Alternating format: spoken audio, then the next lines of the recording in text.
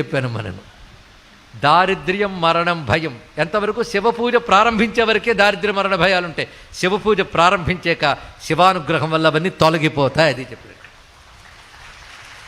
శివుడు ఎలా తొలగిస్తాడు? ఏ ప్రారబ్ధం వల్ల ఇవి వచ్చాయో ఆ ప్రారబ్ధాన్ని రెక్టిఫై చేస్తాడు ఆయన ఇక్కడ. అందుకే ఈయనకి బాగా అలవాటు చేసిందని చిన్నపిల్లవాడికి భగవత్ పూజ అలవాటు చేశాడు, మంత్రజపం అలవాటు చేశాడు, శుద్ధిగా సకాలంలో నిద్ర లేవడం, మంచి అలవాట్లు ఇవన్నీ చేశాడు. అంటే నీ ప్రారబ్ధంలో అకాల మృత్యు ఉన్న నీ ప్రవర్తన సక్రమంగా ఉంటే దాన్ని కూడా దాటవచ్చు.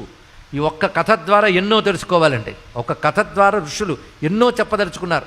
ఒకవేళ ఎవరైనా ఇక్కడ శ్రద్ధగా విని ఉంటే ఈ కథలో ఎన్ని సందేశాలు చెప్పామో పాయింట్ వేసి రాసి చూపించగలిగితే వాళ్ళకి శివుడే గొప్ప డిగ్రీ ఇస్తాడు. నేనే చెప్పను. ఒక్కొక్క దానిలో ఎన్ని సందేశమో కనుక నువ్వు చక్కగా ప్రవర్తిస్తే